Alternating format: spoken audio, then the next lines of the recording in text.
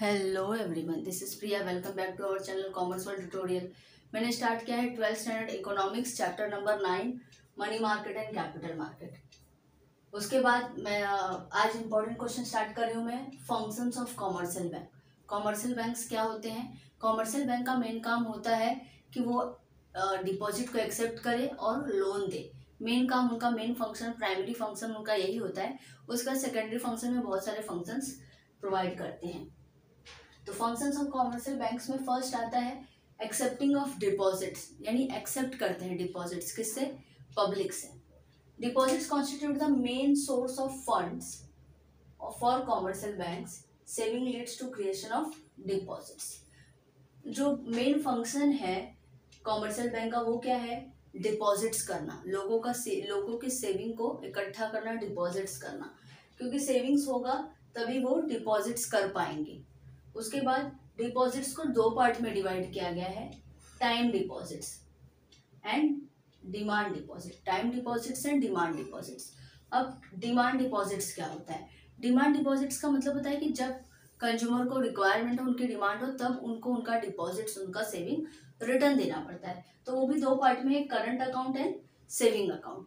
Current account हमेशा कौन खोलता है? करंट अकाउंट हमेशा कह रहे बिजनेसमैन खोलते हैं, कॉर्पोरेट सेक्टर्स वाले, यानी कि इसमें नॉर्मल पब्लिक नहीं खोलती। बिजनेसमैन, कॉर्पोरेशन, ट्रस्ट, इन लोग इसको खोलते हैं। दे provided with the overdraft facility. और एक करंट अकाउंट का एक ये बेनिफिट होता है कि इनको ओवरड्राफ्ट फैसिलिटी मिलती है। ओवरड्राफ्ट फैसिलिटी का मतलब होता है कि अगर आपके अकाउंट में 20,000 है, आपने किसी को 30,000 का चेक दे दिया, तो अगर नॉर्मल सेविंग अकाउंट होगा तो वो चेक फेल हो जाएगा, लेकिन करंट अकाउंट में आपको वो पास करके दे दिया जाएगा। मतलब आपका चेक जो है वो बाउंस नहीं होगा। उसी को कहा जाता है ओवरड्राफ्ट फैसिलिटी। उसका बाद आता है saving account. Saving account normal individuals खोलते हैं।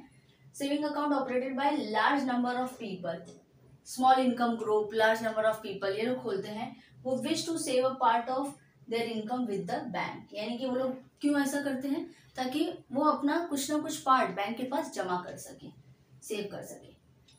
नेक्स्ट है टाइम डिपॉजिट। टाइम डिपॉजिट का मतलब क्या होता है कि जब उसका टाइम होगा तभी उसको रिटर्न करना है। इसमें क्या होता है इस करंट अकाउंट और सेविंग अकाउंट में कि एवरीडे ट्रांजैक्शन होता रहता है, जब जिसको मन करे निकालो, जब जिसको मन करे सेव करो।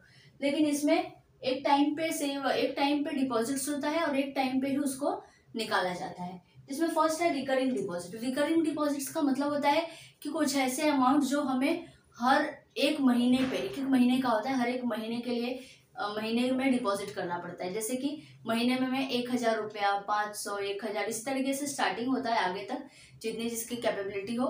हर महीने आपको उतना सेम अमाउंट डिपॉजिट करना पड़ेगा। और 1 साल के लिए, 2 साल के लिए, 3 साल के लिए ऐसे रहता है। तो आप 1 साल के बाद, अगर आपने 1 साल का किया है, 2 साल का किया है, तो उसके बाद आपको इंटरेस्ट जोड़ के आपको पैसा रिटर्न मिलता है। तो उसको कहा जाता है recurring deposits.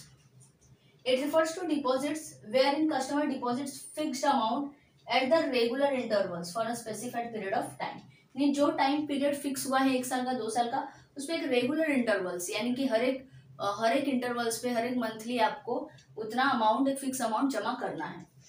Fix deposit. Fix deposit क्या होता है? एक लमसम अमाउंट, एक लार्ज अमाउंट होता है जो कस्टमर जाके सेव कर देते हैं, फिक्स कर देते हैं कुछ पीरियड ऑफ टाइम के लिए। और normally most of fix deposit में सबसे ज्यादा आपको इंटरेस्ट रेट मिलता है।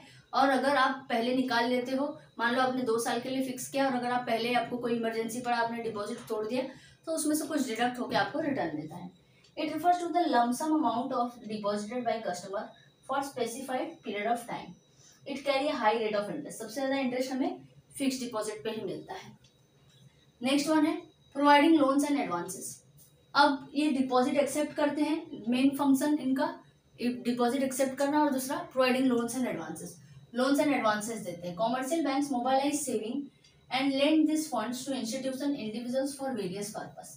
हमारे सेविंग जो है, डिपॉजिट है, उसको मोबाइलाइज करते हैं और उसके बाद इंडिविजुअल को, इंस्टीट्यूशंस को अलग अलग पर्पस के लिए लोन देते हैं। Loan include short term, medium term and long term. यानी कि 3 टाइप के लोन होते हैं, शॉर्ट टर्म, मीडियम टर्म और लॉन्ग टर्म, तीनों इसमें इंक्लूड होता है। शॉर्ट टर्म यानी कि लेस देन 1 ईयर, मीडियम यानी up to 5 years, and long term यानी कि मोर देन 5 ईयर्स के लिए लोन होता है। Longer duration greater will be the rate of interest. जितना ज्यादा लंबा आप टाइम खींचोगे लोन को रीपे करने के लिए, उतना ज़्यादा हम लोग को इंटरेस्ट रेट पे करना पड़ेगा।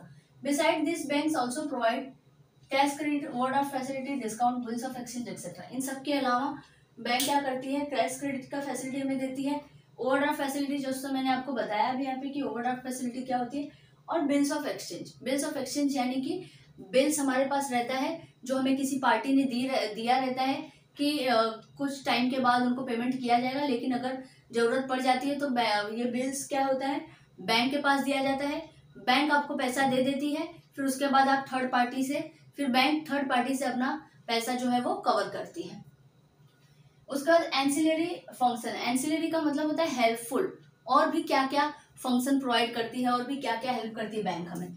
तो commercial bank also provide range of ancillary services such as transfer of funds, हमारे फंड्स को ट्रांसफर करती है एक बैंक से दूसरे बैंक में, ये सर्विस हो गया।